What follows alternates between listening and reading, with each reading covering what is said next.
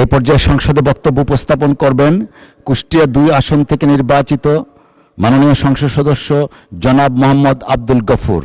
জনাব মোহাম্মদ আব্দুল গফুর। বিসমিল্লাহির রহমানির রহিম।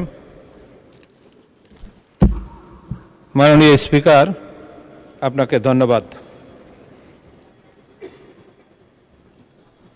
বক্তব্যের শুরুতেই মহান রব্বুল আলামিনের শুকরিয়া আদায় করছি যে মহান রব আমাকে এই সংসদে দাঁড়িয়ে কথা বলার সুযোগ করে দিয়েছেন।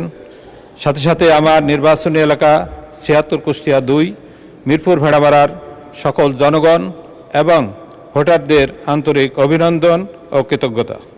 মাননীয় স্পিকার, আজ আমি এই মহান সংসদে দাঁড়িয়ে গভীরভাবে উপলব্ধি করছি যে আমাদের উপর অর্পিত দায়িত্ব শুধু রাজনৈতিক নয়, এটি একটি মহান আমানত।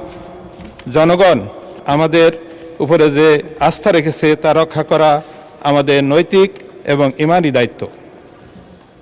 মাননীয় স্পিকার, পবিত্র কোরআনে মহান আল্লাহ পাক বলেন, নিশ্চয় আল্লাহ ন্যায় বিচার, সদাচরণ এবং আত্মীয় স্বজনকে দান করার নির্দেশ দেন এবং অশ্লীলতা, অন্যায় ও জুলুম করতে নিষেধ করেন। মাননীয় স্পিকার, এই আয়াত আমাদের স্পষ্টভাবে শিক্ষা দেয় রাষ্ট্র পরিচালনার মূল ভিত্তি হবে ন্যায়, সততা, মানবিকতা। আমাদের প্রিয় নবী সাল্লাল্লাহু আলাইহি ওয়াসাল্লাম বলেছেন, সৃষ্টির মধ্যে সেই ব্যক্তি উত্তম যে মানুষের জন্য সবচেয়ে বেশি কল্যাণকর কাজ করে। মাননীয় স্পিকার, আমরা যদি সত্যিকার অর্থে জনগণের সেবক হতে চাই তাহলে আমাদের রাজনীতি হতে হবে সততার রাজনীতি, সেবার রাজনীতি এবং ন্যায় ও মানবিকতার রাজনীতি। এখানে মতের ভিন্নতা থাকতে পারে, কিন্তু দেশের কল্যাণে আমাদের সকলের হৃদয় এক হওয়া উচিত।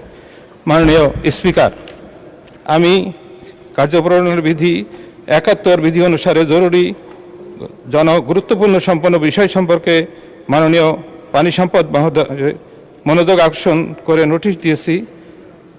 কুষ্টিয়া জেলার মিরপুর।